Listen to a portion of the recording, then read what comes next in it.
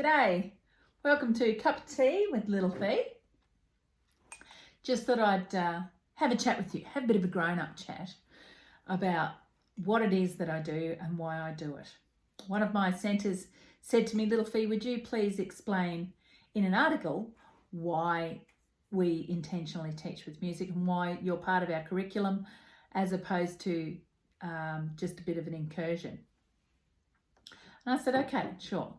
Happy to do that, but I'm just not good at writing articles. I'm more interested in conversation, so that's why I'm doing a video for you. So basically, I think I need to introduce myself first to those of you that haven't met me before. My name is Little Fee. I'm not very little, but I was when I started singing. I was a professional musician for 25 years on the blues music scene, and I did quite well. I had 8 albums. I had Best Female Vocalist 5 times at the Australian Blues Music Awards, supported B.B. King twice. I'm not bragging, it's just that's what I did, and I did well out of it. I counted the New Year in 17 times at the Woodford Folk Festival, and I even programmed that blues venue there for 6 years. 6 of its best years, I believe. But anyway, that's a photo of me in 2014 at the East Coast Blues Festival with the 7-piece band in front of, I don't know, 10,000 people. And I've had Leo Sayer on his knees singing to me. My most embarrassing moment of my life. And so what's brought me from that life of music and frivolity to being an early years educator exclusively was a near-death experience. I'm a miracle. I'm a walking miracle. This is not a religious rant. This is just what happened to me. I was selling knives and slices in supermarkets I used to call myself the peeler shealer. And in between gigs, I was doing that. And I had just been taught how to do early years music by a friend of mine. And I thought, great, this is it. I'll get rid of this peeler shealer job. And I was going to do it on that day. And I was wrapping up it was my last day of work doing that. And I wrapped up the pallet on the loading dock, and I walked backwards off the loading dock, and I landed on my head,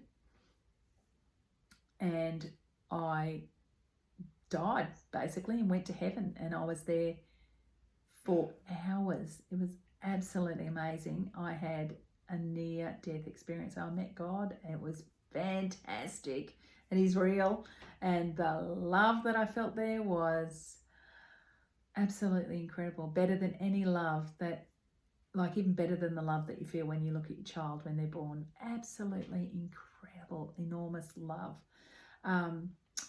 I spoke to these angels and said, I can't stay, I've got to look after my son. He needs to know about this place.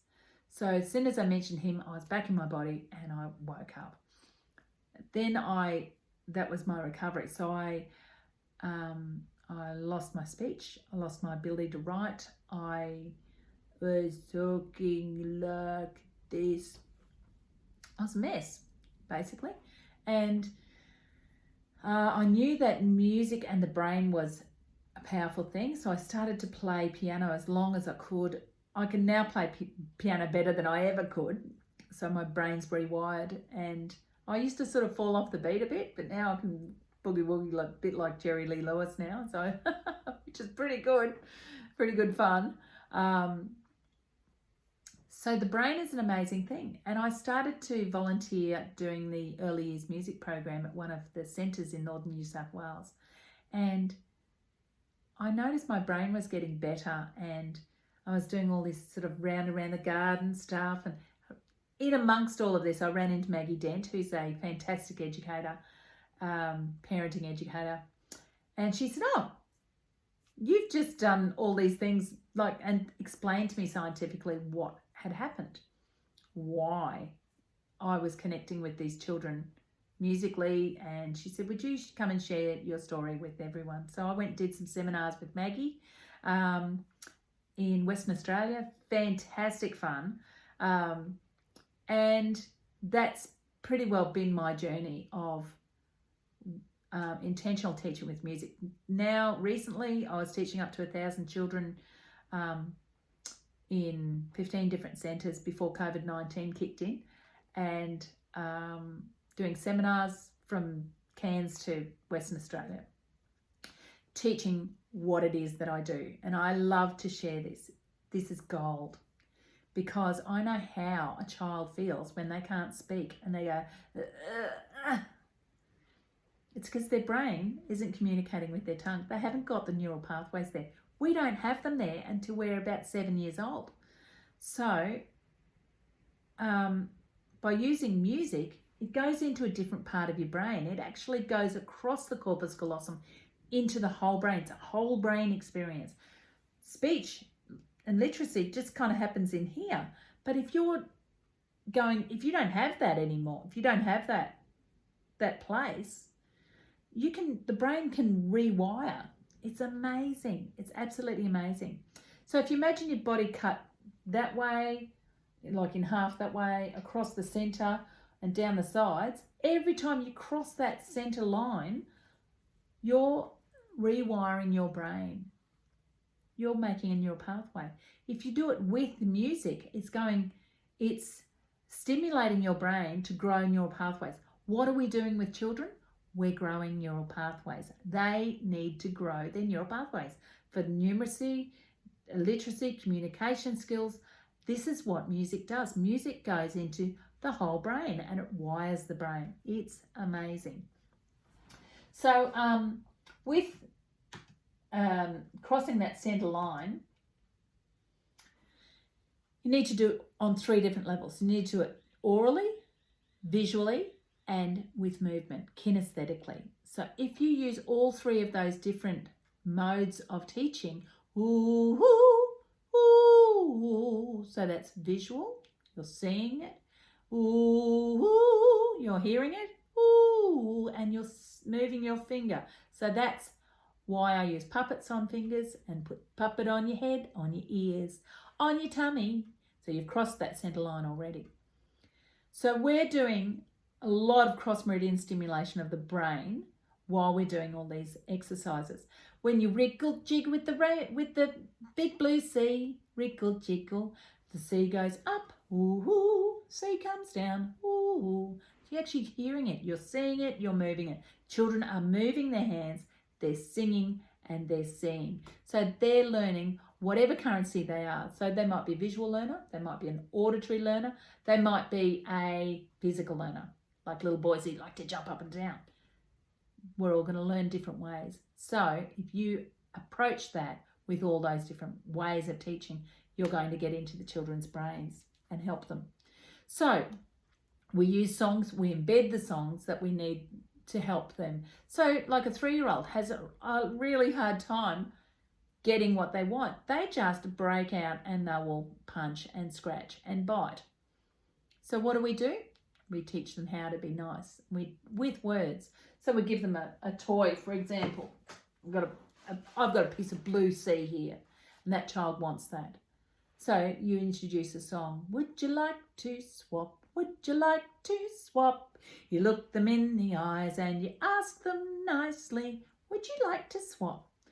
Now that song, if you embed that song into your children, which is what we do in all our centres that have me do their music, those children now know how to swap. They now know how to get what they want.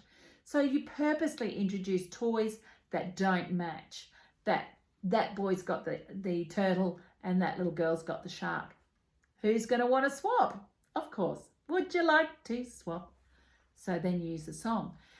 We use emergency songs like shake and shake and shake and stop. We use different props each time, but we're using the same song. So that when they need to stop and stop, you can sing a song into them and intentionally help them to stop. Children live in a golden bubble.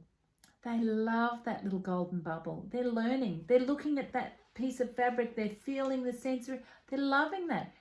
And you need to go and get them to put their shoes on. So how are you going to do that? Are you going to burst into their golden bubble and say, put your shoes on, put your shoes on, put your shoes on, and scream at them? You're never going to get any results screaming at your kids. They just shut down and they'll block you out because they want to live in that golden bubble. But if you burst into that golden bubble in a really positive way by singing,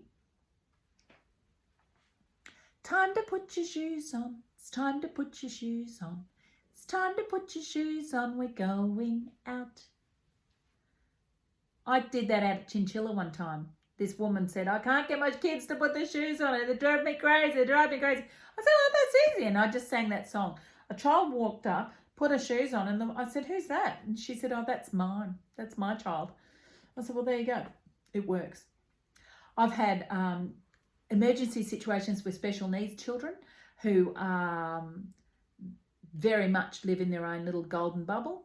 One little boy was coming at one of the fathers had come in to pick up his children, and this little boy is standing there with a pair of scissors in his hand. I was on the other side of the centre with glue all over my hands doing craft, and I looked at this situation. My immediate response was, Jimmy, pass the scissors over to me. Can you give the scissors? Can you bring them here, please? Bring the scissors here, please, over to me. And he went, do, and gave me the scissors, and then went back and looked at big Mr. Jones, because he was thinking, oh, isn't he big? He wasn't thinking, I'm going to stab someone.